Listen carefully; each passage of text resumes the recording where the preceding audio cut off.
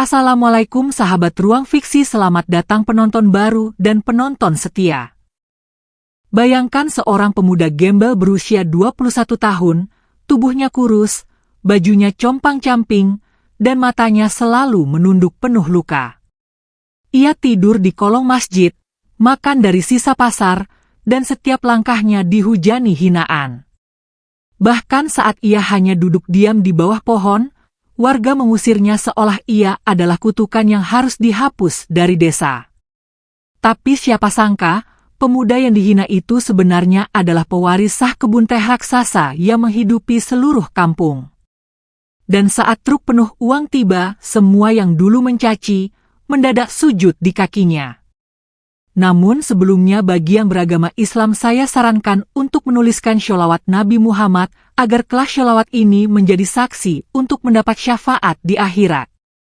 Like dan subscribe ke channel ini sangat membantu menyebarkan dakwah Islam dan menjadi amal jariah. Hujan turun sejak sore tadi, membasahi tanah becek di pinggiran desa Dharma Utama. Langit kelabu, petir sesekali menyambar, seolah ikut berduka atas nasib seorang pemuda gembel yang duduk memeluk lutut di bawah pohon trembesi tua. Namanya Ilham. Tubuhnya kurus, rambutnya kusut, dan wajahnya penuh luka memar yang belum kering.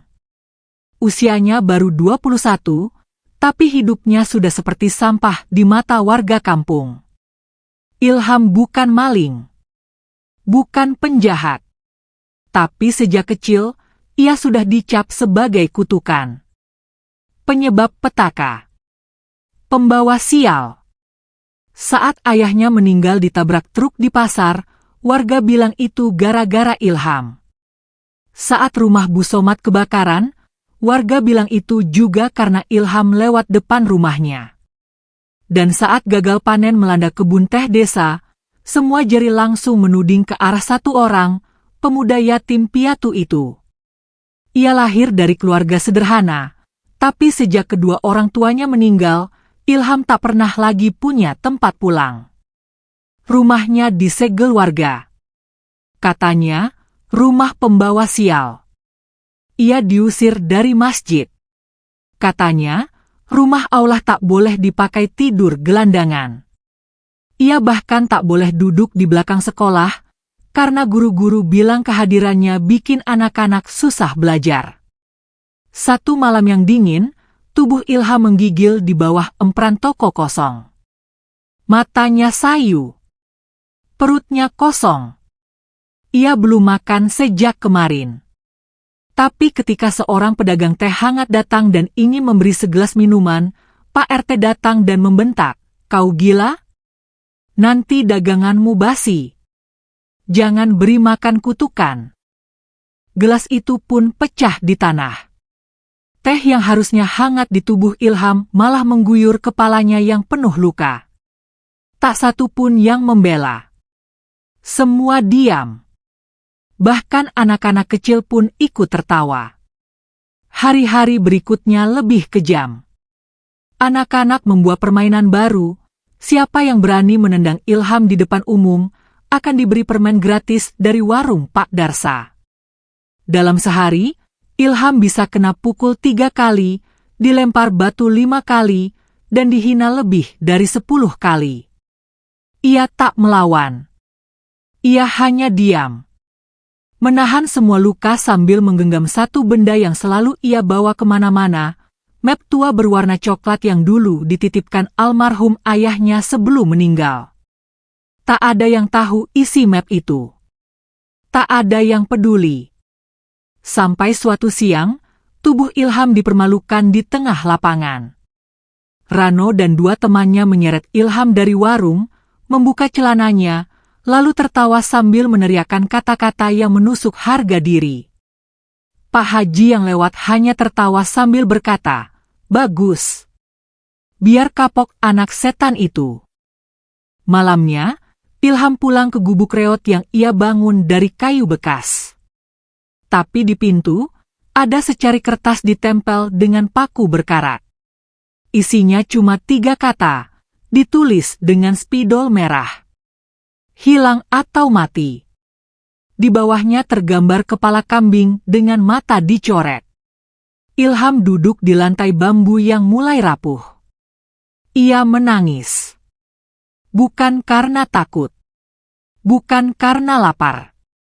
Tapi karena dunia ini terlalu kejam untuk orang seperti dirinya. Lalu ia membuka map tua itu. Isinya mulai ia baca perlahan.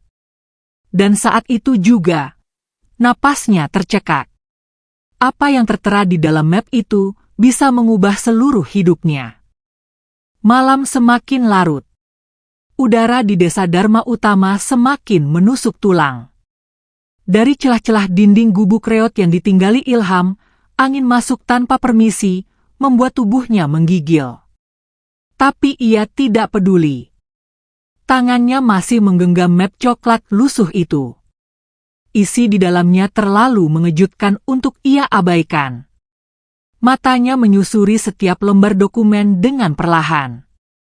Kertas itu sudah menguning, sebagian sisi robek, tapi cap notaris dan stempel kecamatan masih jelas terbaca. Di salah satu lembar, tertulis nama lengkap ayahnya, Dharma bin Raswan, pemilik sah kebun teh Dharma Utama seluas 120 hektar. Dan yang lebih mengejutkan, di bawah nama itu, tertera dengan tinta hitam tebal nama Ilham bin Dharma. Ahli waris tunggal. Ilham menutup map itu perlahan. Tangannya gemetar. Bukan karena dingin. Tapi karena dada sesak menahan kenyataan yang tak pernah ia tahu selama ini. Bagaimana mungkin selama bertahun-tahun ia hidup seperti binatang di tanah yang sebenarnya miliknya? Bagaimana bisa ia dikejar-kejar, diusir, dihina, padahal setiap daun teh yang dipetik di kebun itu seharusnya memberi makan dirinya, bukan orang-orang yang mencaci? Ilham terdiam. Pikirannya kacau. Ia tidak tahu harus marah atau menangis. Yang ia tahu hanya satu, dunia yang selama ini ia kenal ternyata penuh kebohongan. Tiba-tiba dari luar gubuk terdengar langkah kaki cepat. Ilham tersentak. Suara itu mendekat, lalu berhenti di depan pintu. Sebelum ia sempat berdiri, suara lembut memanggil dari luar. "Ham, ini aku, Mbah Raji." Ilham membuka pintu pelan. Di depan berdiri seorang laki tua berkemeja lusuh, tubuhnya kurus, tongkat kayu menahan keseimbangan tubuh renta itu. Wajahnya penuh keriput dan mata yang merah seolah habis menahan tangis. Ilham tak bergerak. Ia hanya menatap. "Aku janji sama ayahmu." Suara Mbah Raji bergetar, janji buat jaga map itu. Tapi aku pengecut. Aku diam. Aku takut. Ilham menunduk. "Kenapa baru sekarang, Mbah?" Mbah Raji menatap kosong ke tanah. "Karena malam ini aku tahu, kamu sudah cukup kuat. Cukup dewasa buat tahu kebenarannya." Mereka duduk di lantai bambu yang dingin. Ilham menaruh map di tengah-tengah. Mbah Raji membuka tas kain kecilnya dan mengeluarkan 2 lembar foto hitam putih. Satu foto menampilkan Dharma, ayah Ilham, sedang berdiri di depan hamparan kebun teh dengan latar belakang bukit hijau. Yang kedua, foto Ilham kecil sedang digendong oleh sang ayah. Di belakangnya tampak Mbah Raji yang lebih muda, tersenyum tipis. "Ini dulu sebelum semua berubah," kata Mbah Raji lirih. "Dulu kampung ini damai. Sebelum Pak Haji dan koperasi datang dengan janji-janji investasi." "Koperasi?" tanya Ilham. "Iya. Koperasi desa yang sekarang dikelola Bu Narti dan Ketua RT Marjuki. Awalnya hanya bantu pemasaran teh. Tapi lama-lama, mereka ambil alih semua. Ayahmu curiga. Ia bilang ada manipulasi hasil panen. Saat ia ingin menuntut balik haknya, tiba-tiba dia mati kecelakaan. Mendadak. Dan surat warisan ini disembunyikan. Ilham terdiam. Napasnya berat. Aku disuruh bakar map itu, tapi aku simpan diam-diam, lanjut Mbah Raji. Aku takut, tapi juga merasa bersalah. Tiba-tiba suara aneh terdengar dari belakang gubuk. Langkah kaki tergesa. Ranting patah. Lalu sunyi. Mbah Raji refleks menoleh. Kita harus hati-hati, Ham. Bisa jadi mereka tahu kita sudah bicara. Siapa mereka? Tanya Ilham cepat. Mbah Raji hanya menatap kosong. Lalu berdiri perlahan. Aku pulang dulu. Jaga map itu baik-baik. Kalau aku mati, tolong teruskan semua ini. Ilham mengangguk pelan. Malam itu, Mbah Raji berjalan pulang sendirian melewati jalan tanah licin di tepi kebun. Tapi ia tidak pernah sampai ke rumah. Keesokan paginya, warga menemukannya tergeletak tak bernyawa di dapur rumahnya. Dokter desa bilang serangan jantung. Tapi yang aneh, map coklat yang tadi malam ada di gubuk Ilham, hilang. Dan di depan rumah Ilham, ada kertas baru ditempelkan dengan paku yang sama. Isinya, "Jangan kira kamu bisa menang." Ilham panik. Ia cari ke sekeliling. Ia tanyakan ke warga. Tapi semua pura-pura tak tahu. Hanya satu orang yang mendekat dan berani bicara, Bu Maya, seorang pengacara perempuan yang baru saja datang dari kota. Aku dihubungi seseorang bernama Raji, kata Bu Maya. Ia kirim salinan dokumen ke kantor kami 2 hari lalu. Dan aku tahu ini penting. Di depan balai desa, Bu Maya berdiri sambil menunjukkan dokumen warisan asli. Pak Haji dan ketua koperasi tertawa keras. Dokumen dari anak jalanan, ejek Pak Haji. Ilham itu bukan siapa-siapa. Bukan warga. Bahkan tidak punya KTP. Tapi Bu Maya hanya tersenyum tenang.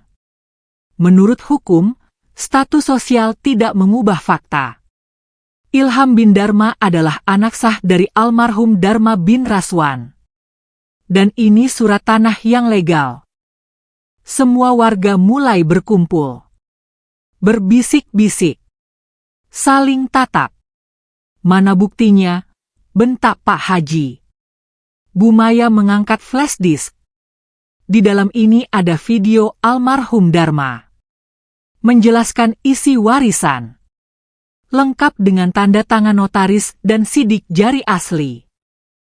Video diputar. Suara Pak Dharma terdengar jelas.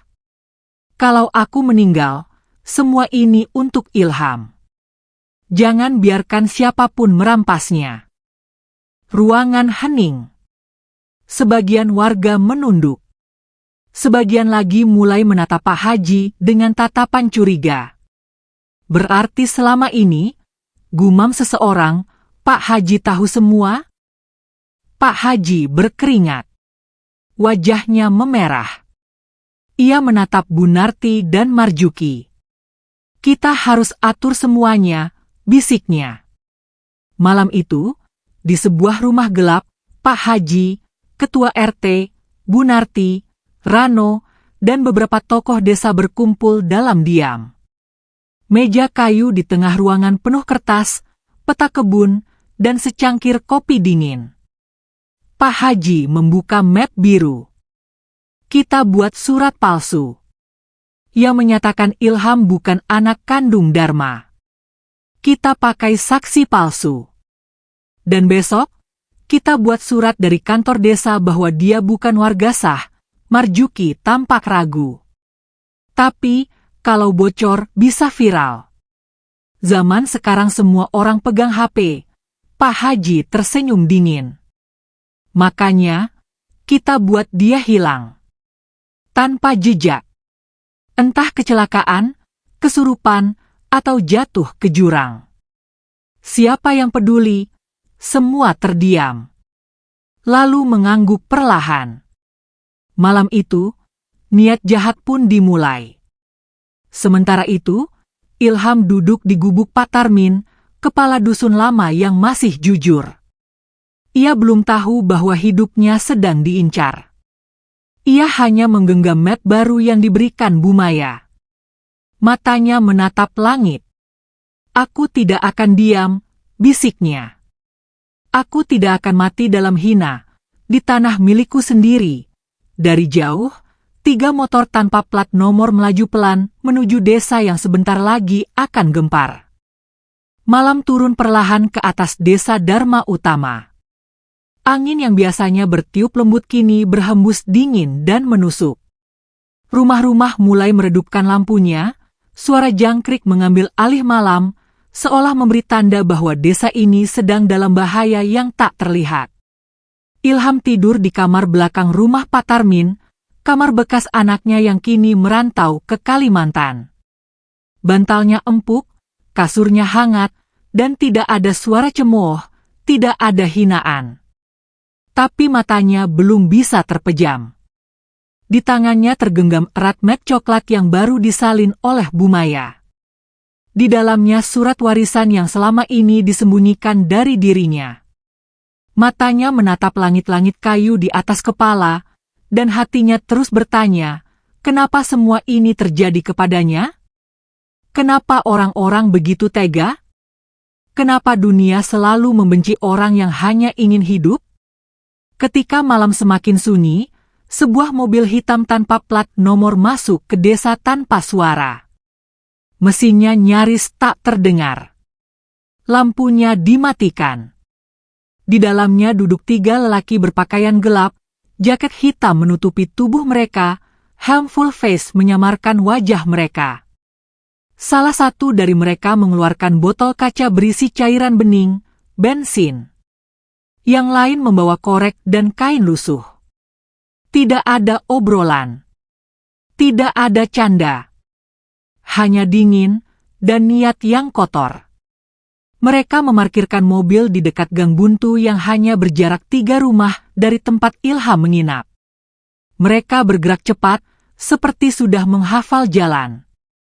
Salah satu dari mereka membawa foto Ilham yang dicetak dari hasil cetakan printer murahan. Di belakangnya, sebuah tangan menggenggam kertas bertuliskan hilang atau mati. Malam ini, mereka berjalan memutari rumah Pak Tarmin. Langkah mereka terhenti di sisi kanan bangunan, di mana terdapat dinding kayu lapuk yang langsung mengarah ke kamar belakang, tempat Ilham tidur. Salah satu dari mereka mulai menyiramkan bensin ke dinding itu. Baunya menyengat menusuk hidung. Kain dililitkan ke leher botol, korek siap dinyalakan. Di seberang jalan kecil yang gelap, seorang lelaki tua berdiri di balik pohon kelapa, Pak Haji. Tubuhnya tegak, matanya mengawasi. Ia tidak bergerak, tidak bersuara. Hanya memantau dari jauh. Seolah menjadi komandan dari misi malam itu. Tapi detik sebelum korek dinyalakan, sebuah cahaya kuat menyala dari arah kebun. "Berhenti!" teriak seseorang. Lampu senter besar menyilaukan. Dari arah semak-semak, muncul beberapa pemuda desa yang membawa cangkul dan obor. Mereka bukan sembarang pemuda. Mereka adalah anak-anak muda yang sejak rumah Pak Tarmin dilempari batu mulai curiga ada yang tidak beres. Salah satu dari mereka sempat melihat 3 orang asing masuk ke desa tanpa izin. Dan malam ini, mereka memutuskan berjaga. "Jangan biarkan mereka kabur," teriak Rama, anak muda yang paling depan. Para pelaku panik. Satu dari mereka menendang botol bensin ke arah pemuda, tapi gagal. Kejar-kejaran terjadi. 1 orang berhasil ditangkap dan dipukuli massa, sementara 2 lainnya lari ke arah hutan. Ilham terbangun. Tubuhnya masih setengah sadar. Bu Maya masuk ke kamar, langsung memeluknya. "Sudah Ham, sudah, kamu selamat." Pak Haji tak terlihat malam itu. Tapi keesokan harinya, motor miliknya ditemukan ditinggal di belakang pos ronda. Di bawah sadelnya, terselip amplop merah berisi uang 5 juta rupiah dengan tulisan, "Uang rokok, jaga malam." Berita percobaan pembakaran itu menyebar ke seluruh desa. Warga gempar. Sebagian mulai berani bersuara. Kenapa anak yatim malah mau dibunuh? Apa sih sebenarnya yang mereka sembunyikan dari kebun itu? Kok makin lama makin kejam? Di tengah kecamuk itu, Ilham duduk di dekat api unggun kecil yang dibuat para pemuda desa. Matanya kosong. Tapi tangannya tidak lagi menggenggam plastik bekas. Kini yang ia genggam adalah kunci perubahan. Salah satu pemuda diam-diam merekam kejadian malam itu. Video direkam dengan kamera HP sederhana, namun cukup jelas menunjukkan wajah pelaku dan mobil tanpa plat nomor. Rekaman itu dikirimkan ke Bumaya, dan 2 hari kemudian, nama Ilham muncul di kanal berita nasional. Bocah yatim dibakar hidup-hidup karena sengketa perkebunan. Siapa mafia di baliknya? Komentar netizen meledak. Ribuan orang marah. Empati mengalir deras ke arah Ilham.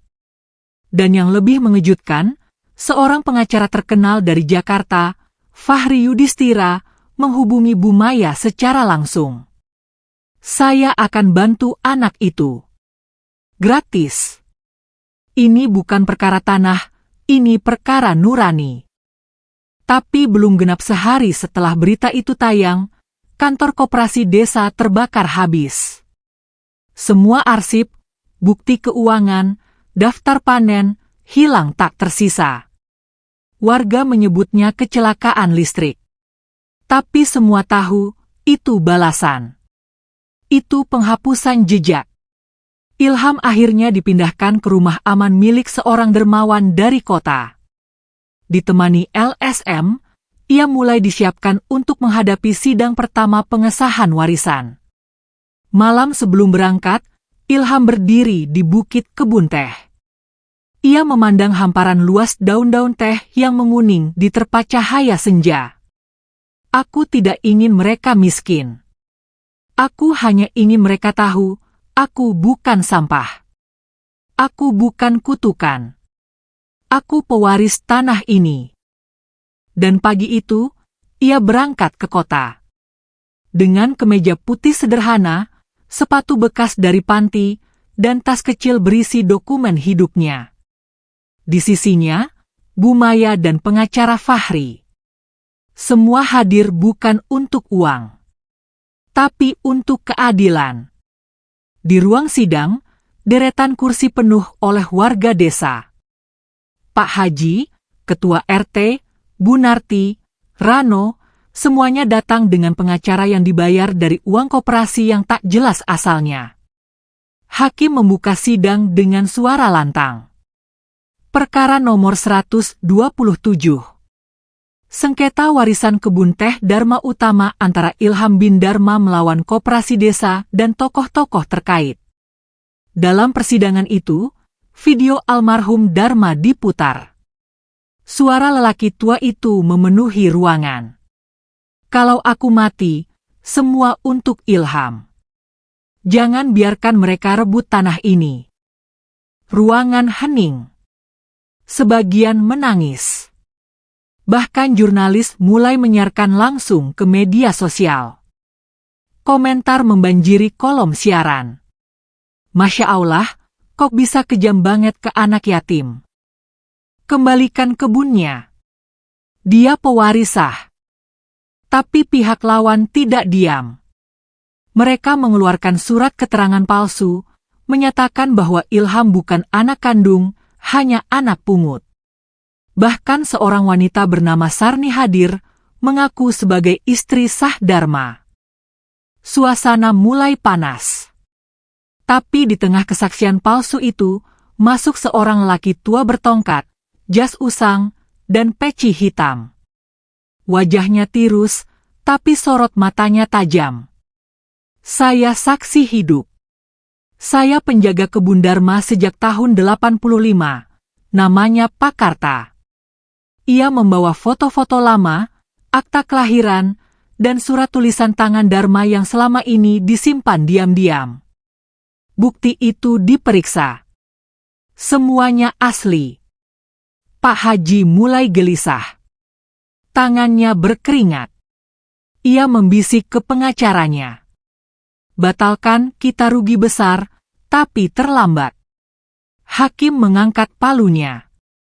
Pengadilan menetapkan bahwa tanah dan seluruh aset atas nama almarhum Dharma bin Raswan jatuh kepada ahli waris sah Ilham bin Dharma.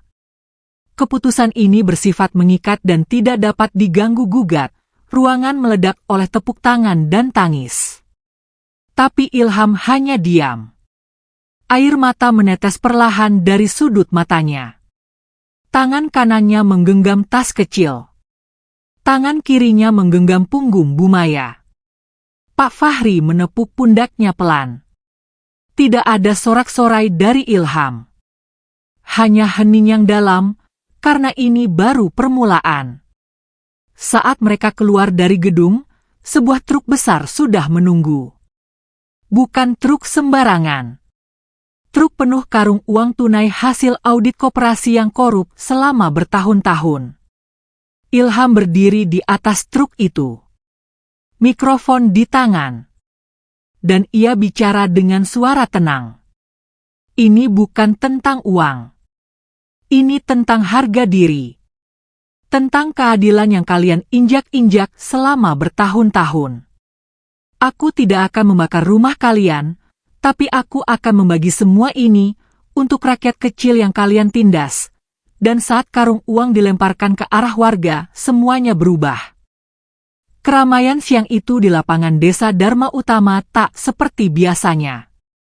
Suara riuh rendah warga yang saling berdesakan, tawa, tangis, hingga sujud syukur terdengar dari segala arah. Truk besar berwarna abu-abu yang terparkir di tengah lapangan menjadi pusat perhatian. Di atas truk itu, berdiri Ilham dengan kemeja putihnya yang mulai basah oleh keringat dan air mata. Di sekelilingnya, karung-karung berisi uang tunai dibuka satu persatu oleh Bumaya dan beberapa relawan dari yayasan sosial. Uang dilemparkan seperti padi saat panen raya. Tapi bukan untuk menyombong, bukan untuk membeli harga diri. Ilham hanya ingin menebus luka. Bukan dengan balas dendam, tapi dengan keadilan. Semua warga yang dulu menghina, menendang, meludahi, bahkan menyebutnya setan, kini berebut barisan di depan truk. Tangan-tangan yang dulu tega menamparnya, kini justru memohon-mohon. Mata-mata yang pernah menatap dengan jijik, kini menunduk penuh malu. Tapi tak ada satupun yang lebih hancur dibanding Pak Haji. Pak Haji berjalan tertatih ke arah truk, mengenakan baju lusuh, wajahnya kusut, suara tercekat di tenggorokan. Ia sujud di depan Ilham. Maafkan saya, Ham, demi Allah saya hilaf, saya. Ilham memandang kosong. Bibirnya nyaris tak bergerak. Tapi luka di hatinya memuncak. Ia tidak menendang, tidak memaki. Hanya menjawab pelan, maaf itu ringan di mulut, tapi luka yang kau toreh, pas sudah melekat di dadaku seumur hidup. Hujan pelan turun membasahi desa. Tanah yang dulu pernah kering karena tak ada hujan selama berbulan-bulan, kini seolah ikut menangis. Langit abu-abu, daun-daun teh yang ada di kejauhan mengkilap diterpa gerimis. Warga desa diam. Tak ada yang bersorak. Hanya satu suara di hati mereka, penyesalan. Hari itu, Ilham resmi dinobatkan sebagai pemilik sah kebun teh Dharma Utama. Tapi bukan itu yang membuat berita kembali viral. Melainkan keputusan mengejutkan yang ia umumkan malam harinya di balai desa. Ilham mengundang seluruh buruh kebun teh. Puluhan orang datang, sebagian masih takut, sebagian penasaran. Mereka duduk di kursi plastik yang ditata melingkar. Bu Maya berdiri di samping papan tulis, sementara Pak Fahri menyiapkan beberapa dokumen. Ilham berdiri di depan semua orang, tanpa mikrofon. Hanya suaranya yang tenang, tapi menusuk. Aku bukan anak kecil lagi. Tapi aku juga bukan pahlawan. Aku cuma anak yatim yang pernah diseret, dihina, bahkan dibakar hidup-hidup. Tapi Allah selamatkan aku. Bukan untuk membalas, tapi untuk memperbaiki. Semua terdiam. Mulai malam ini, seluruh buruh kebun teh Dharma Utama akan menjadi pemegang saham kecil. Tidak ada lagi upah rendah. Tidak ada lagi penindasan. Koperasi akan diurus oleh kalian sendiri. Sontak seluruh ruangan membisu. Lalu pelan-pelan, suara isak tangis terdengar. Mak Narmi, buruh tertua yang selama ini paling takut bicara, maju ke depan. Tubuhnya gemetar. Ia mencium tangan Ilham sambil berkata lirih. Ampuni kami nak, kami dulu diam waktu kamu dizalimi, tapi kamu malah balas kami dengan cinta. Berita keputusan itu menyebar ke seluruh negeri. Televisi, radio, media sosial, semua memberitakan langkah berani seorang pemuda gembel yatim piatu yang mengubah luka menjadi keberkahan. Banyak investor datang menawarkan kerjasama. Bahkan sebuah perusahaan teh multinasional asal Inggris mengirim proposal pembelian senilai 100 miliar. Tapi Ilham menolak. Kebun ini milik rakyat, bukan konglomerat. Namun di balik kesuksesan itu, awan gelap mulai menggantung. Satu mobil hitam tanpa plat parkir diam-diam di pinggir desa selama 2 hari berturut-turut. Tak ada yang tahu siapa pemiliknya. Warga tak berani mendekat. Jendelanya selalu tertutup. Tapi di balik kaca gelap itu, sepasang mata memperhatikan Ilham dengan tajam. Pria bertato leher dengan rambut cepak dan wajah penuh bekas luka bernama Royan duduk di dalam mobil itu. Di sampingnya, seorang pria bertubuh besar menghisap cerutu, Bos Gozal. Salah satu penguasa pasar teh ilegal di Jakarta. Anak ini bikin ribut sistem, gumam Bos Gozal. Kalau dia terus hidup, investor bakal lari ke dia. Bukan ke kita. Mau saya selesaikan malam ini? Tanya Royan, dingin. Bos Gozal menyerahkan segepok uang tunai. Jangan pakai cara kotor.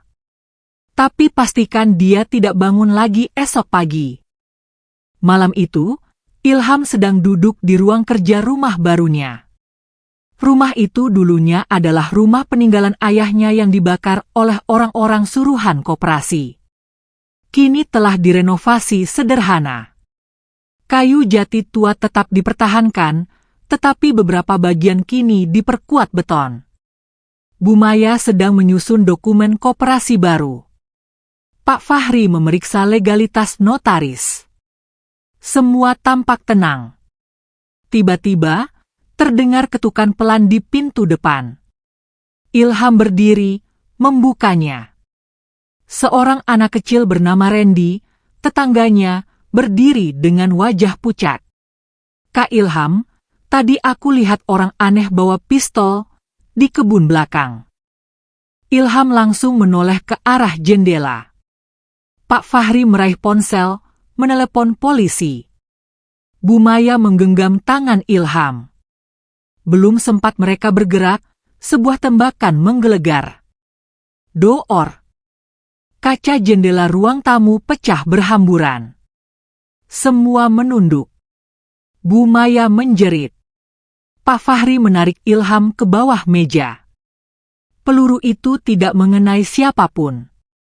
Hanya menembus bingkai jendela. Tapi niatnya jelas. Ini bukan peringatan. Ini percobaan pembunuhan. Polisi datang 20 menit kemudian. Mobil hitam ditemukan di pinggir jalan utama. Ditinggal. Di dalamnya ada foto Ilham, peta kebun teh, dan amplop berisi uang. Semua bukti menunjukkan keterlibatan pihak luar. Berita itu kembali menggemparkan. Semua media nasional turun tangan. Kementerian Koperasi mengirim tim khusus. Satgas Pangan ikut terlibat. Video konferensi pers dadakan di kebun teh dihadiri lebih dari 50 jurnalis. Ilham berdiri tenang. Kalau mereka ingin menghentikan aku karena ingin keadilan, silakan. Tapi mereka harus tahu, aku tidak sendiri. Aku mewakili seluruh anak yatim. Seluruh petani. Seluruh orang miskin yang selama ini dianggap angin lalu. Air mata jatuh dari beberapa jurnalis. Polisi yang mengawalnya pun menunduk haru. Tapi malam setelah konferensi itu, sebuah surat tanpa nama ditemukan di depan pintu rumah Ilham. Isinya hanya satu kalimat. Kau bicara terlalu banyak. Kali ini gagal. Peluru kedua tidak akan meleset. Ilham sadar, hidupnya kini dipertaruhkan. Tapi ia tidak goyah. Bu Maya menyarankan agar ia pindah sementara ke kota. Ilham menolak. Aku tidak akan lari dari tanah ayahku sendiri. Dan benar saja. Malam-malam berikutnya, suasana desa makin mencekam. Gudang pupuk dirusak. Pipa air kebun dibakar. 2 pekerja teh diserang di jalan. Warga mulai takut. Sebagian meminta Ilham menyerah. Ham, kami takut. Kami tidak mau kebun ini jadi ladang darah. Ilham hanya menjawab dengan suara pelan. Kalau hari ini aku lari, kalian akan tetap ditindas sampai tua nanti. Lebih baik aku mati berdiri, daripada hidup berlutut. Dan di saat semua mulai goyah, seorang datang membawa harapan. Pak Denny, jurnalis senior dan aktivis petani, datang ke kebun Dharma Utama. Ia membawa tim dokumenter. Mereka merekam seluruh perjuangan Ilham. Dari masa kecilnya yang kelam, penghinaan, hingga percobaan pembunuhan. Video itu diberi judul Ilham, Anak Yatim dan Daun Teh Berdarah. Saat tayang di YouTube dan televisi nasional, seluruh Indonesia menangis. Udara pagi terasa asing di desa Dharma Utama. Tak ada bunyi ayam jantan seperti biasa. Tak terdengar tawa anak-anak yang biasanya bermain di pinggir jalan. Semua orang diam. Semua orang memeluk sunyi.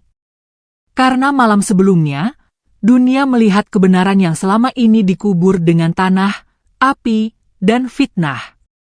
Dokumenter berjudul Ilham, Anak Yatim dan Daun Teh Berdarah telah ditonton jutaan orang hanya dalam waktu semalam. Komentar membanjiri setiap platform. Aku menangis, Ham ampuni kami. Kita harus lindungi anak ini. Kalau Ilham mati, kita semua turun ke jalan. Bahkan nama Ilham menjadi trending topik nasional. Aktivis, ulama, hingga menteri mulai angkat suara. Satu suara sama. Lindungi Ilham. Di tengah gelombang empati itu, Bos Gozal melarikan diri ke luar negeri. Royan, si eksekutor bayaran, ditangkap di pelabuhan kecil saat hendak menyelinap naik kapal barang. Polisi menyita senjata yang digunakan dalam percobaan pembunuhan Ilham. Dalam interogasi, Royan akhirnya bicara. Saya dibayar ratusan juta. Tapi bocah itu terlalu kuat. Waktu saya lihat matanya, saya ragu. Bukan karena takut, tapi karena saya merasa malu. Pengakuan itu viral. Wajah Royan disebar. Publik makin geram. Polisi menetapkan status darurat untuk Ilham. Ia dipindahkan sementara ke rumah perlindungan khusus, tapi ia menolak dikurung. Aku tidak minta diselamatkan. Aku cuma ingin hidup di tanah milik ayahku sendiri. Ilham tetap tinggal di desa dengan pengawalan ketat. Namun dari balik pagar besi rumah barunya, ia masih sering memandangi kejauhan. Daun teh yang menari tertiup angin. Langit mendung yang tak kunjung memberi hujan. Dan bayangan ayahnya, yang dulu sering memeluknya sebelum tidur, kini hanya tinggal dalam ingatan. Di tengah kesibukan memulihkan sistem koperasi dan menyusun pengelolaan baru, sebuah surat datang. Dilayangkan dari Inggris. Nama pengirim, Grandfield International Ltd. Isi surat itu jelas. Perusahaan itu mengklaim bahwa Mendiang Dharma pernah menandatangani kontrak kerjasama strategis senilai ratusan miliar. Dan menurut hukum internasional, jika ahli waris tidak menyetujui atau menyelesaikan negosiasi dalam waktu 30 hari, maka perusahaan bisa mengambil alih kontrol operasional sebagai bagian dari perjanjian. Pak Fahri langsung mengecek dokumen itu. Wajahnya mengeras. Ini jebakan, gumamnya. Bu Maya menambahkan, tanda tangan ini aneh. Lihat tinta hitamnya. Padahal Dharma selalu pakai pena tinta biru. Setiap dokumen legal miliknya semua ditandatangani dengan pena khusus yang diberi oleh notaris lama. Ilham terdiam. Matanya tajam menatap tanggal di sudut atas dokumen. Ini ditandatangani 3 hari sebelum ayah meninggal, ucapnya pelan. Apakah kematian ayahku bukan kecelakaan? Suasana membeku. Waktu berhenti di ruangan itu. Kemudian tok-tok-tok. Suara ketukan pintu terdengar. Pelan. Teratur. Bu Maya membuka pintu dengan hati-hati. Di depan pintu berdiri seorang laki tua dengan jas panjang lusuh, tongkat kayu, dan tas kulit tua di tangan. Rambutnya memutih, alisnya tebal, dan sorot matanya tajam meski terlihat lelah. Namaku Haji Malik, katanya pelan. Aku notaris sahabat Dharma. Atau dulu pernah jadi. Ilham langsung berdiri. Nama itu tidak asing. Haji Malik adalah notaris yang sempat menghilang sejak kebakaran rumah orang tuanya 12 tahun lalu. Banyak yang mengira ia mati terbakar. Tapi ternyata, ia hidup. Bersembunyi. Aku datang bukan untuk mengemis atau mencampuri. Aku datang untuk menebus dosa. Semua menahan napas. Haji Malik membuka tasnya. Mengeluarkan sebuah map coklat yang hampir identik dengan yang dulu dipegang Ilham. Dari dalam map itu, ia keluarkan 1 lembar kertas tua, 2 foto, dan 1 catatan tangan. Surat itu bukan sekadar bukti biasa. Itu adalah kontrak asli yang dibuat oleh Dharma 2 bulan sebelum kematiannya. Berisi pernyataan tegas bahwa ia menolak semua kerja sama asing. Dan ia memutuskan bahwa kebun teh Dharma Utama harus tetap dikelola oleh rakyat lewat koperasi lokal. Tapi malam itu, suara Haji Malik mulai bergetar. Asistenku disuap. Dokumen ini ditukar. Dan sebelum aku bisa mengungkap semuanya, rumah Dharma dibakar. Aku takut. Aku lari. Dan selama bertahun-tahun, aku sembunyi di balik penyesalan. Ilham membuka surat itu perlahan. Di sudut bawah, tertera tanda tangan ayahnya. Tinta biru. Tebal. Dan di sampingnya, sebuah tulisan tangan kecil. Jika sesuatu terjadi padaku, lindungi Ilham. Air mata jatuh dari pipi Ilham. Kenapa baru sekarang? Suaranya lirih, nyaris tak terdengar.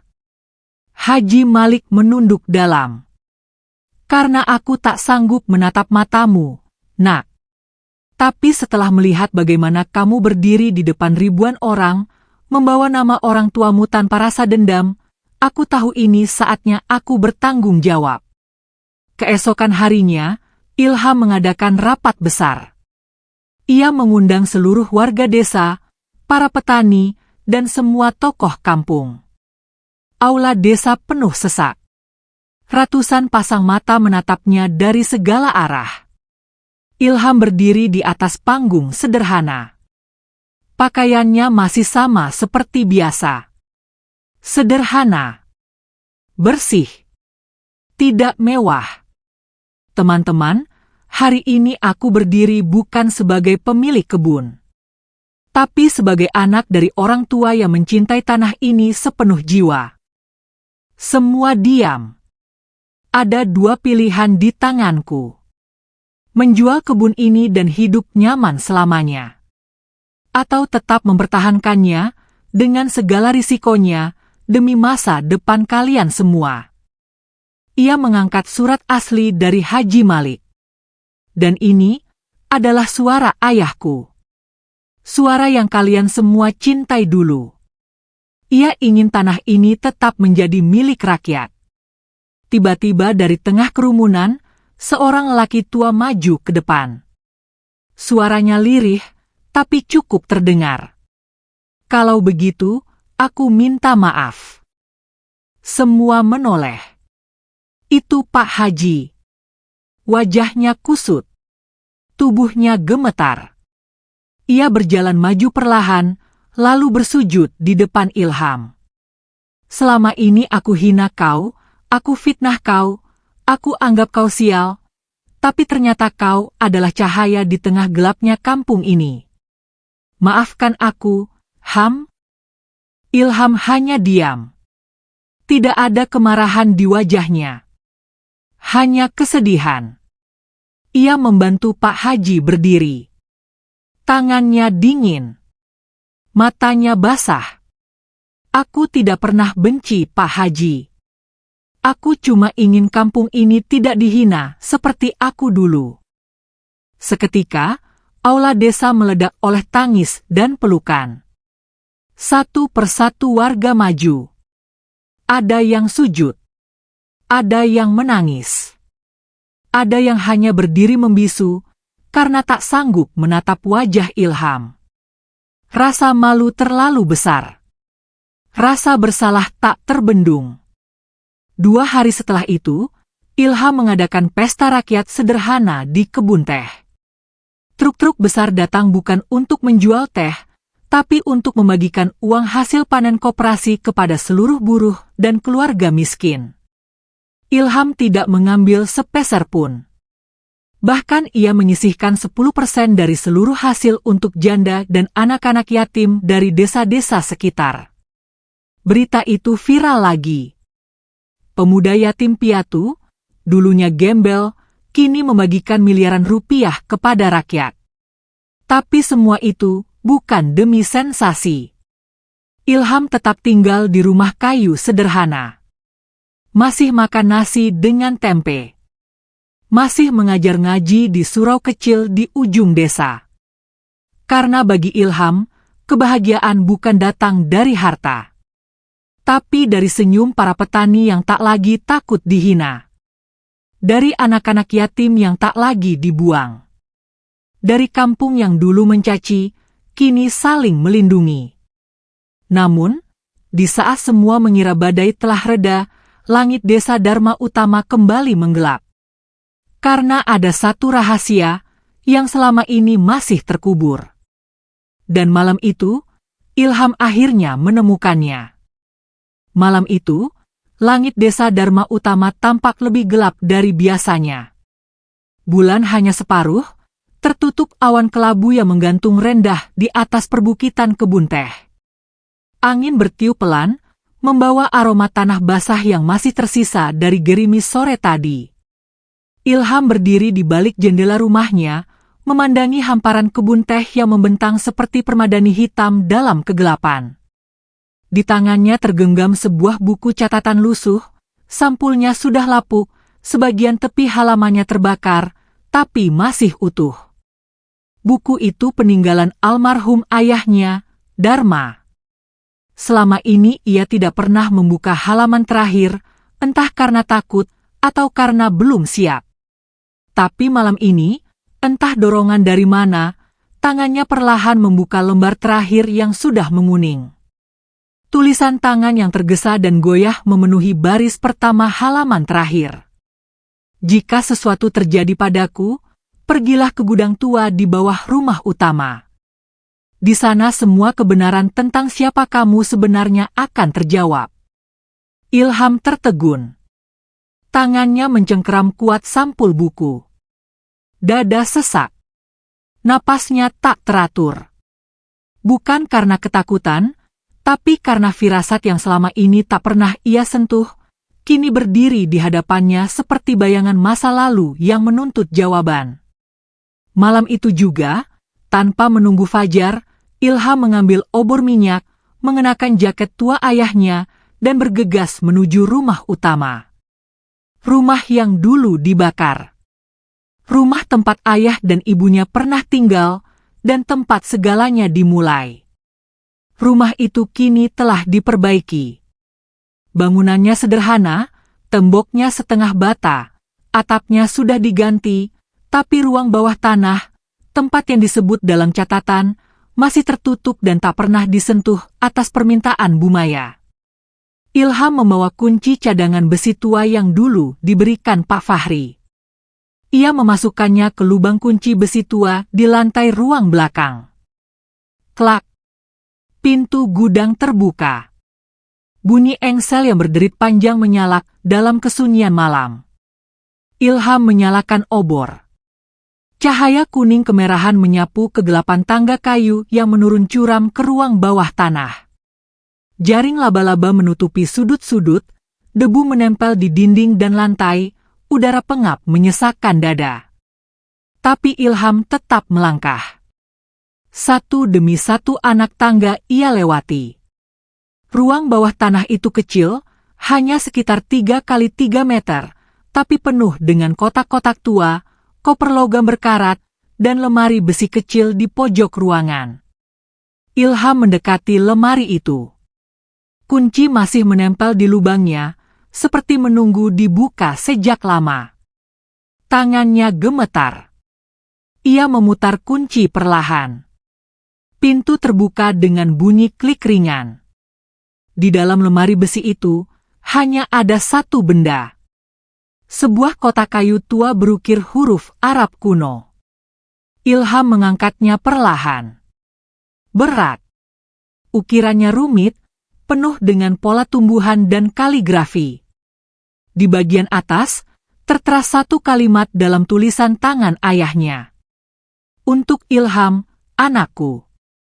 Ketika saatnya tiba. Ia membuka kotak itu. Di dalamnya, tidak ada emas, tidak ada surat tanah, tidak ada peta harta. Hanya ada satu foto berbingkai kayu, sebuah amplop coklat tebal, dan 2 lembar dokumen. Ilham mengambil foto itu dulu. Di dalam foto, tampak seorang perempuan muda menggendong bayi laki-laki.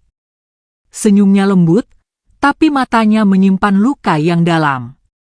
Di belakangnya, berdiri seorang laki tua mengenakan peci dan tongkat kayu. Jantung Ilham nyaris berhenti berdetak. Perempuan itu bukan ibunya. Matanya besar, bentuk wajahnya tajam, dan kulitnya sedikit lebih gelap. Tapi senyumannya, sama seperti senyum yang sering ia lihat di cermin. Ilham duduk pelan di lantai. Tangannya gemetar saat membalikkan foto itu. Di belakang foto, tertulis dengan tinta hitam. Untuk Ilham, putra dari Siti Rahma dan Haji Uthman. Maafkan kami menyembunyikan ini demi keselamatanmu. Kami pura-pura menjadi orang tuamu. Dharma. Darah Ilham seakan berhenti mengalir. Tangannya jatuh. Matanya membelalak. Ia menggenggam rambutnya sendiri. Suara gemuruh memenuhi kepala.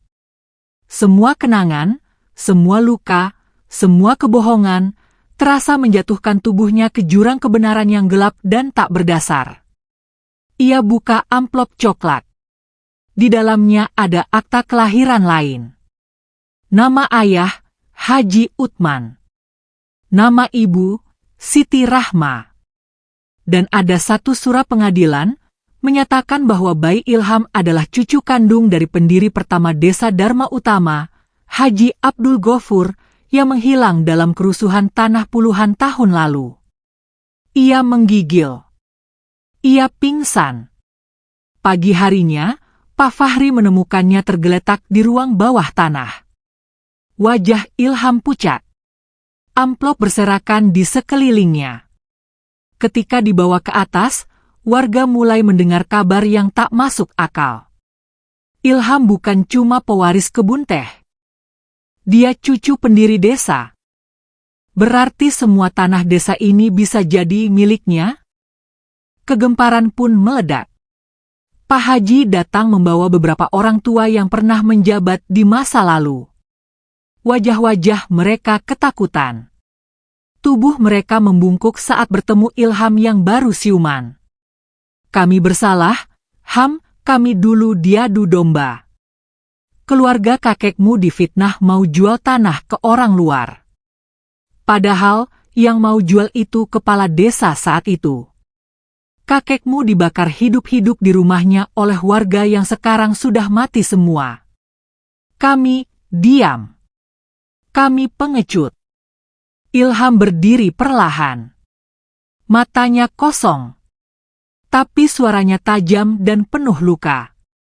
Kalian tahu apa rasanya hidup bertahun-tahun sebagai anak yatim piatu?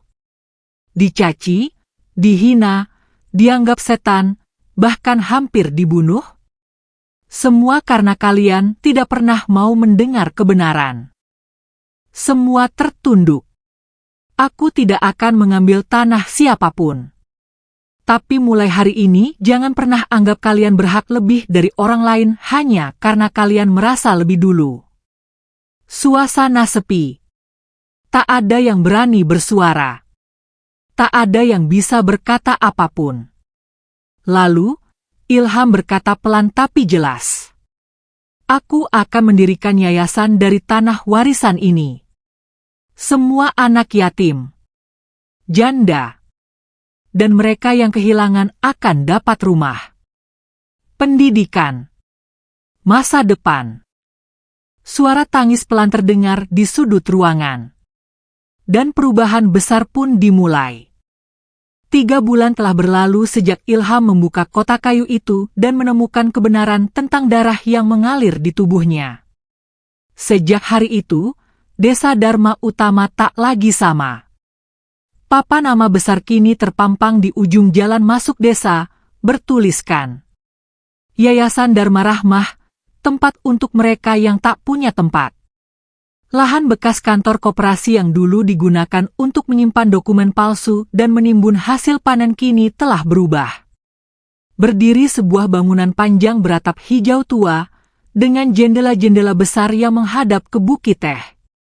Di dalamnya, ruangan-ruangan bersih dengan ranjang-ranjang sederhana, rak buku, ruang belajar, hingga dapur umum untuk janda dan anak-anak yatim yang sebelumnya hanya bisa berharap pada belas kasihan dunia.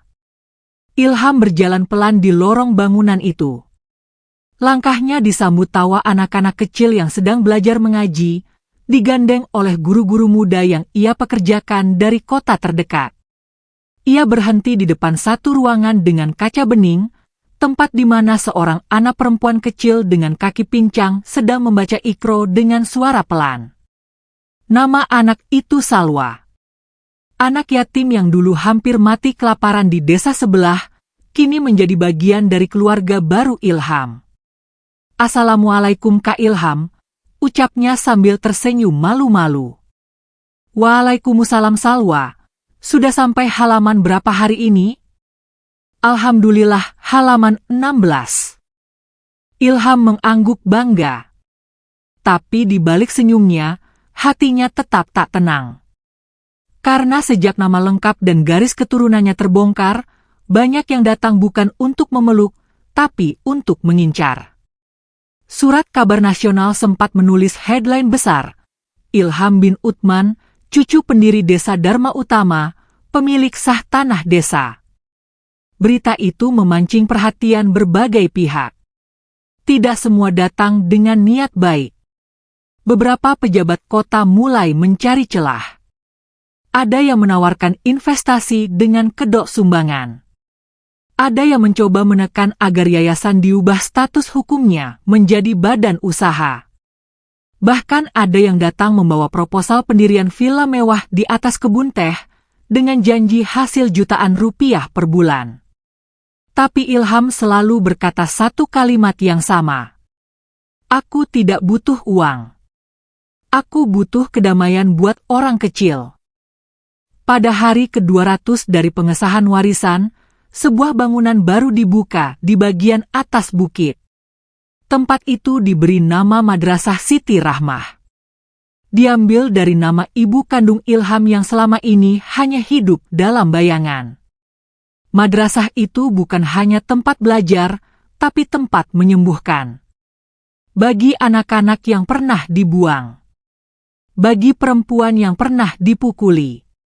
Bagi kakek nenek yang pernah ditelantarkan oleh dunia. Setiap malam Jumat, Pak Haji yang kini telah uzur dan tinggal di salah satu bilik kecil di dekat musala yayasan, duduk dengan kitab Yasin dan membacakan doa untuk dua pasang orang tua Ilham. Dharma dan Siti Aisyah yang membesarkannya. Siti Rahmah dan Haji Uthman yang melahirkannya. Ilham selalu duduk di belakangnya, menunduk dalam, mendengarkan setiap kata, meski tidak pernah meneteskan air mata di depan siapapun lagi. Pak Haji, bisik Ilham suatu malam. Iya, Ham, jawab lelaki tua itu dengan suara gemetar. Kalau waktu bisa diputar, apa Pak Haji tetap akan ikut membakar rumah kakekku? Pak Haji terdiam lama. Tangannya berhenti membalik halaman Yasin. Suara malam mengambil alih ruangan itu. Kalau waktu bisa diputar, Ham, aku lebih pilih dibakar bersama mereka, daripada hidup menanggung dosa sebesar ini. Ilham tidak menjawab. Ia hanya berdiri dan pergi, meninggalkan doa yang belum selesai. Tapi di balik semua perubahan yang indah, sesuatu mulai mengintai. 2 hari kemudian, Bu Maya menerima surat ancaman ketiga. Kali ini bukan hanya tulisan. Di dalam amplop putih itu, terdapat foto udara dari drone. Foto itu menampilkan posisi rumah Ilham, yayasan, musala, hingga jalan keluar masuk desa. Di bagian bawah foto, tertulis dengan spidol merah. Kami tahu semua. Kamu pikir kamu aman? Tunggu waktu kami. Pak Fahri langsung melaporkan ke pihak berwajib. Tapi tidak ada jejak, tidak ada sidik jari, tidak ada kamera yang bisa menangkap asal kiriman itu. Hanya satu hal yang diketahui, pengirim tahu desa ini sangat baik. Terlalu baik. Ilham mulai menggandakan penjagaan. Setiap malam, 2 pemuda berjaga di depan yayasan. Pak Tarmin, kepala dusun lama yang masih jujur, bahkan membangun pos jaga darurat dari kayu bekas. Tapi semua itu tidak cukup untuk mengusir perasaan bahwa sesuatu sedang disiapkan. Dan benar saja. Pada malam ketiga sejak surat itu datang, Ilham mendapati seekor kucing putih mati tergantung di pagar depan rumahnya. Di lehernya terikat pita merah dengan tulisan kecil. Kalau yang kecil saja bisa kami bunuh, apalagi kau. Pak Haji pingsan saat melihatnya. Bu Maya panik dan hampir histeris. Pak Fahri segera memeriksa kamera, tapi hasilnya nihil. Semua sistem pengamanan lumpuh malam itu. Seluruh listrik padam selama 2 jam tanpa sebab. Dan yang lebih mengerikan, sebuah simbol aneh tergambar di jalan tanah depan yayasan. Terukir dengan cairan merah yang baunya menyengat. Ilham tidak tidur malam itu. Ia berdiri di loteng rumah, mengenakan jaket ayahnya, memegang kitab Yasin, dan menghadap ke arah kebun. Bukan untuk berdoa agar diselamatkan, tapi untuk bersiap. Pagi harinya, datanglah satu sosok yang tidak diundang. Mengenakan jas hitam, wajah asing, tubuh tinggi kurus, mata sipit tajam seperti bilah pisau. Namanya Surya. Aku kuasa hukum dari ahli waris kepala desa pertama sebelum Haji Abdul Ghafur, katanya dingin. Apa maksudnya?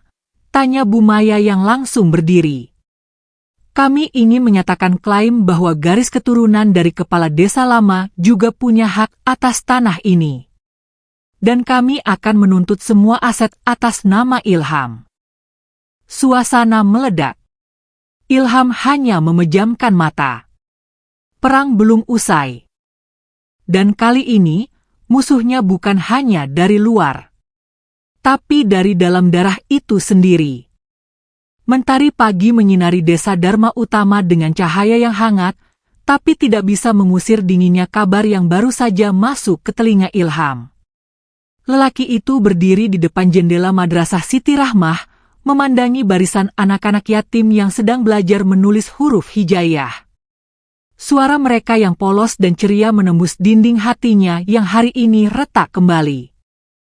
Karena kini, bukan hanya ancaman dari luar yang datang, tapi dari dalam garis darahnya sendiri. Garis keturunan kepala desa pertama, ulang Ilham, pelan. Bu Maya duduk di meja kerjanya, membuka lembaran surat gugatan yang baru saja dikirim ke yayasan oleh kuasa hukum bernama Surya. Pria itu bukan sekadar pengacara. Ia adalah perwakilan dari keluarga Abdul Basri yang mengaku sebagai keturunan sah dari kepala desa lama sebelum Haji Abdul Ghafur, kakek Ilham dari pihak ibunya, Siti Rahmah. Mereka menuduh bahwa keluarga Haji Uthman, kakekmu, mencuri tanah desa saat konflik pecah puluhan tahun lalu, kata Bu Maya dengan suara datar tapi tegang. Dan mereka menuntut agar semua tanah warisan dikembalikan kepada mereka. Ilham duduk pelan. Napasnya berat. Wajahnya tampak lebih dewasa dari usianya yang baru 21. Tapi di dalam matanya, ada sesuatu yang dulu tidak ada, kejenuhan terhadap pengkhianatan. Jadi setelah semua ini, setelah aku dicaci, dihina, dibakar hidup-hidup, sekarang malah aku yang dianggap perampas, ucapnya lirih. Pak Fahri masuk ke ruangan, membawa map besar berisi salinan dokumen sejarah desa. Wajahnya juga tegang. Aku cek semua arsip lama di kecamatan, HAM. Dan mereka benar. Dulu pernah ada 2 kepala desa. Satu ditunjuk oleh kerajaan, satu dipilih rakyat. Yang satu adalah Haji Abdul Ghafur. Yang lain Abdul Basri. Jadi, 2 garis keturunan, tanya Ilham. Iya. Dan selama puluhan tahun, garis Basri tinggal di kota. Mereka diam, menunggu. Dan sekarang, mereka datang dengan cara yang sangat legal. Suasana dalam ruangan itu membeku. Di luar, suara anak-anak mengaji tetap terdengar. Tapi di dalam, udara terasa seperti membekukan otot-otot. Bu Maya meletakkan dokumen gugatan itu di meja. Matanya menatap Ilham lurus. Ini bukan sekadar gugatan tanah. Ini adalah upaya mencabut nama baik keluargamu. Mereka ingin membuktikan bahwa kamu tidak sah mewarisi tanah ini, karena nenek moyangmu dianggap pengkhianat. Ilham mengangguk pelan. Lalu berdiri. Ia membuka jendela, membiarkan udara masuk. Matanya menyapu langit. Dan di ujung sana, ia melihat awan hitam menggantung di atas bukit teh. Firasatnya benar. Badai belum usai. Hari itu juga, Ilham memanggil semua perangkat yayasan dan pemimpin koperasi baru. Mereka duduk di aula tengah, wajah-wajah mereka khawatir. Teman-teman, ucap Ilham memulai. Aku tidak bisa janjikan kita menang. Tapi aku bisa janjikan satu hal, aku tidak akan meninggalkan tempat ini hanya karena tuduhan. Salah satu buruh tua, Pak Hardi, berdiri. Suaranya gemetar, tapi lantang. Kami semua di sini karena kamu, Ham. Bahkan kalau tanah ini disita pun, kami tidak akan pergi. Kata-kata itu membuat sebagian orang menangis. Bu Maya mengusap matanya. Pak Fahri menepuk bahu Ilham. Tapi Ilham hanya diam. Karena jauh di dalam hatinya, ia tahu gugatan ini lebih dari sekadar soal tanah. Malam harinya, saat desa mulai sepi, Ilham duduk di atas bukit kecil di belakang madrasah. Di sampingnya, buku catatan lama almarhum Dharma. Dan di depannya, sebuah lampu petromas yang bergoyang tertiup angin. Suara langkah kaki pelan menghampiri. Bu Maya datang membawa selimut. Kau belum tidur juga? Tanyanya lembut. Ilham menggeleng. Matanya tak lepas dari barisan pepohonan teh yang tampak hitam dalam gelap. Apa menurutmu, bisa jadi semua ini memang salah? Bisa jadi kakekku memang pengkhianat? Bu Maya menatapnya lama. Lalu duduk di sampingnya. Aku tidak tahu, Ham. Tapi satu hal yang aku percaya, kejahatan tidak akan menurunkan hati seperti punyamu. Kalau kamu lahir dari kebohongan, kamu tidak akan berdiri sejauh ini membawa kebenaran. Angin meniup ujung jubah panjang Ilham. Ia menghela napas panjang. Tapi hukum tidak melihat hati, Bu. Hukum melihat berkas. Dokumen. Cap stempel. Maka kita harus bawa kebenaran ke dalam berkas. Kita cari bukti. Kita gali sejarah desa ini. Sebelum semuanya dihapus oleh orang-orang yang merasa punya kuasa karena punya uang dan nama. Esok harinya, Bu Maya, Pak Fahri, dan tim yayasan berangkat ke kantor arsip daerah. Mereka mencari jejak apapun tentang hubungan antara dua kepala desa yang pernah bertikai puluhan tahun lalu. Dan di antara tumpukan dokumen tua yang penuh debu dan jamur, mereka menemukan sesuatu yang mengejutkan. Surat perjanjian damai antara Haji Abdul Ghafur dan Abdul Basri. Tapi, surat itu tidak pernah dicatat di kantor desa. Hanya disimpan sebagai arsip pribadi di rak tak bertanda. Isi surat itu singkat. Kami menyepakati bahwa wilayah desa Dharma Utama akan dibagi menjadi 2 hak adat. Kebun teh Dharma untuk pihak Ghafur dan lahan sawah untuk pihak Basri. Ditandatangani 8 Maret 1974. Bu Maya menjerit kecil. Pak Fahri langsung menyalin surat itu dan mengamankannya. Karena mereka tahu, kebenaran tidak akan dicari. Kebenaran harus ditemukan dan dibawa ke meja. Tapi ketika mereka kembali ke desa, pos jaga depan yayasan dibakar. Pak Tarmin yang berjaga, selamat karena sempat kabur. Tapi bagian depan yayasan hancur.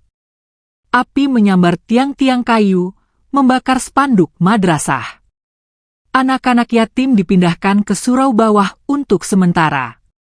Bu Narti pingsan karena asap. Dan di pagar besi, seseorang menuliskan dengan cat semprot merah. Berhenti atau semuanya kami hancurkan. Ilham berdiri di depan puing itu. Bajunya berlumur abu. Tapi matanya tak gentar. Kalau mereka mau kebenaran, akan kubawa. Tapi kalau mereka mau perang, aku tidak akan mundur. Dan malam itu, ia membuat keputusan besar. Ia akan membuka kembali ruang penyimpanan sejarah di bawah musala lama, tempat di mana dulu pernah disembunyikan peta desa, naskah tanah adat, dan catatan rahasia nenek moyang. Karena Ilham tahu, untuk membela tanah, ia harus menggali sampai akar. Malam menuruni desa Dharma Utama tanpa suara. Tak seperti malam-malam sebelumnya yang membawa ketenangan, malam ini membawa getaran yang sulit dijelaskan. Suara jangkrik terdengar lebih nyaring. Angin yang bertiup dari bukit teh membawa hawa dingin yang menyusup hingga ke tulang. Di dalam musala kecil berarsitektur lama, yang berdiri sejak zaman kolonial, Ilham menyalakan lampu minyak yang menggantung di atap. Cahayanya kuning dan bergoyang, menciptakan bayangan panjang di dinding. Di hadapannya, lantai musala sudah digeser. Ubin tua dibongkar. Papan kayu dibuka. Dan di bawahnya, lubang tua yang mengarah ke ruang penyimpanan sejarah, tempat para tetua desa dahulu menyimpan peta, surat, dan catatan penting tentang asal-usul desa Dharma Utama. Dari dalam lubang yang hanya cukup dilalui satu orang dewasa itu, Ilham menuruni tangga kayu tua. Tangannya menggenggam senter kepala dan satu tas ransel berisi sarung tangan, masker, dan map plastik. Ruangan di bawah musala itu berbau tanah dan lumut. Lembab. Seperti ruang yang tidak pernah disentuh sejak perjanjian ditulis dengan pena bulu dan tinta pekat. Di dinding kanan, ada rak kayu besar yang penuh debu dan sarang laba-laba. Sebagian dokumen sudah rapuh. Sebagian lagi tak bisa disentuh. Tapi di pojok ruangan, ada satu kotak besi dengan ukiran lambang desa Dharma Utama yang masih terkunci rapat. Ilham menarik napas panjang. Kunci kotak itu sudah ia temukan 2 hari lalu, tersembunyi di belakang figura foto ayahnya yang dipasang di madrasah. Siapapun yang menyembunyikannya pasti berniat agar rahasia ini hanya dibuka saat waktunya benar-benar tepat. Dengan hati-hati, Ilham membuka gembok berkarat itu. Di dalam kotak besi tersebut, ada satu bundel naskah tua terikat tali rami.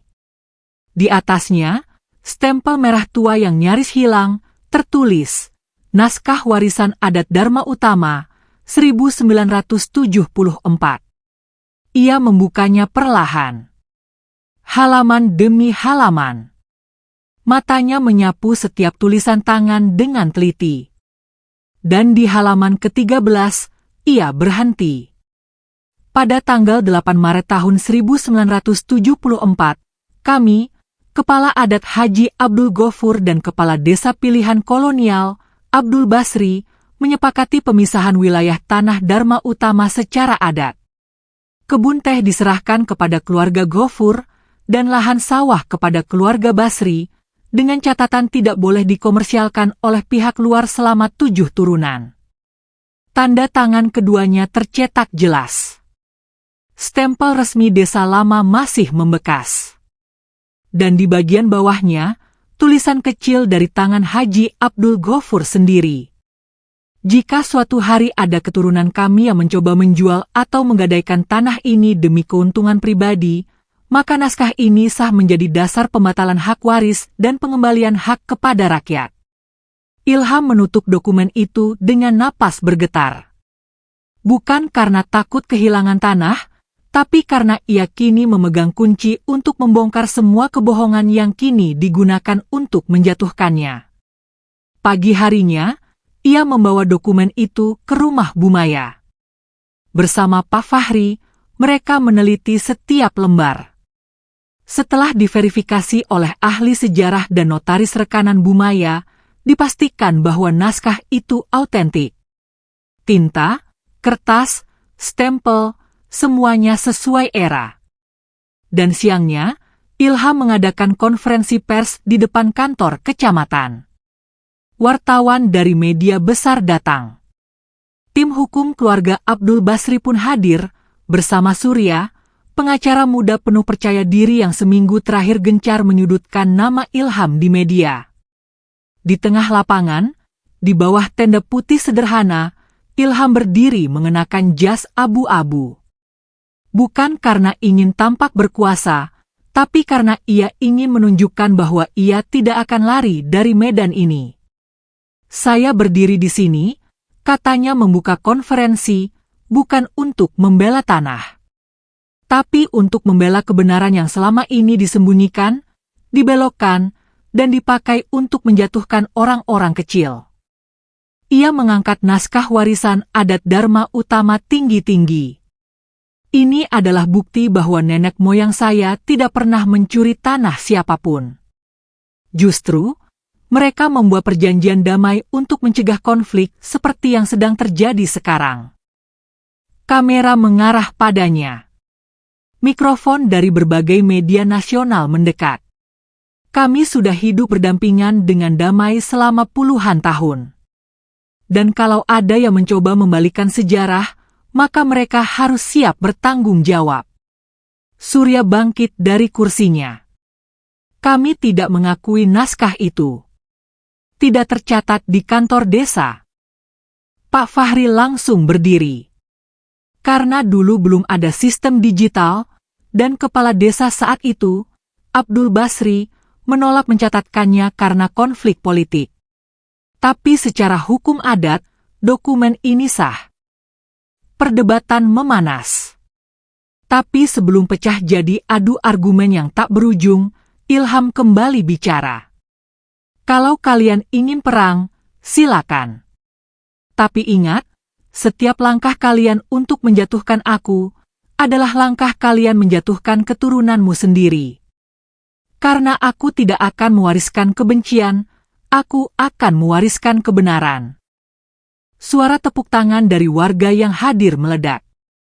Sebagian bahkan menangis. Beberapa jurnalis memeluk Ilham setelah konferensi. Dan berita itu langsung menjadi sorotan utama malam itu. Ilham menunjukkan naskah warisan adat, perang warisan tanah memasuki babak baru. Tapi justru saat cahaya sorotan makin terang, bayangan musuh makin gelap.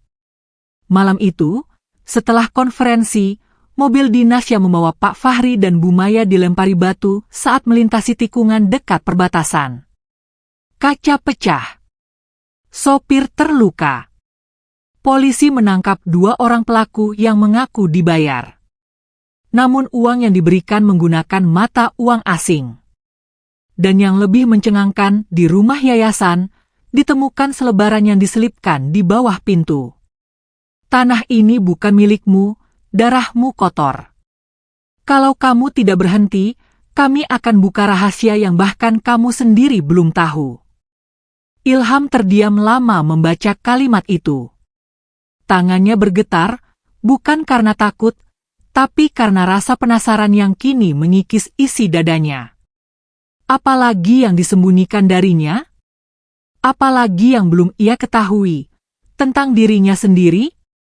Dan saat ia kembali membuka halaman terakhir dari buku catatan lama ayahnya, ia menemukan sepotong amplop kecil yang belum pernah ia buka sebelumnya. Tertulis di depannya, "Buka ini hanya jika kau benar-benar siap." Ia menatap amplop itu lama. Kemudian memutuskan untuk membukanya malam itu juga.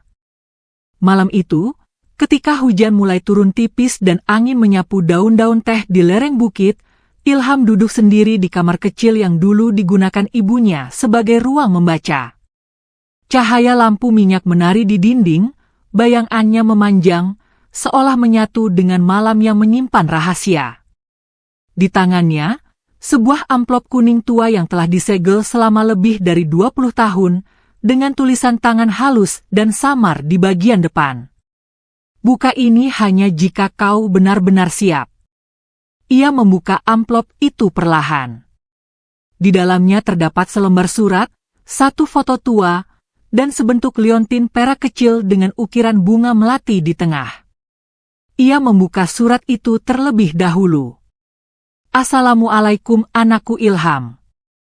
Jika kau membaca surat ini, berarti kau telah sampai di jalan yang telah kupilih sejak kau masih dalam kandungan. Tidak ada ibu yang ingin meninggalkan anaknya. Tapi dunia tidak memberi kita banyak pilihan. Saat itu, darahku, hidupku, dan keselamatanku dikejar oleh orang-orang yang merasa terganggu karena aku tahu sesuatu yang seharusnya tidak ku ketahui. Ilham, Kamu bukan hanya anak dari Rahmah dan Uthman. Kamu adalah satu-satunya pewaris sah Yayasan Rahmah yang didirikan secara diam-diam oleh nenekmu, jauh sebelum desa ini dibentuk oleh para elit. Yayasan itu menyimpan rahasia besar tentang kepemilikan tanah bukan hanya sebagai warisan duniawi, tapi sebagai amanah spiritual. Darah yang mengalir di tubuhmu bukan hanya milik keluarga besar, tapi juga milik para penjaga tanah yang telah bersumpah melindungi kaum lemah sejak zaman penjajahan. Liontin yang kau temukan di dalam amplop ini adalah kunci. Bukan untuk membuka kotak harta, tapi untuk membuka pintu ruang bawah tanah terakhir di balik dinding madrasah yang pernah dibangun ayahmu.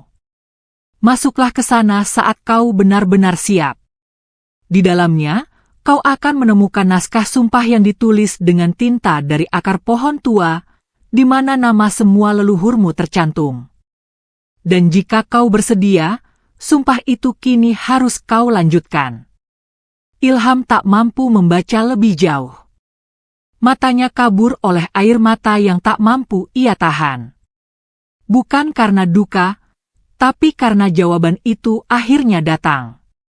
Malam itu juga, ditemani Pak Fahri dan Bu Maya, ia menuju Madrasah Siti Rahmah. Dinding bagian barat yang selama ini tak pernah disentuh, ia ketuk dengan liontin perak itu. Dan seolah takdir telah menunggu, dinding itu bergeser perlahan, membuka lorong kecil yang menurun ke dalam tanah. Di dalam lorong itu, mereka menemukan ruangan batu dengan cahaya lilin tua yang entah siapa yang menyalakannya terakhir kali.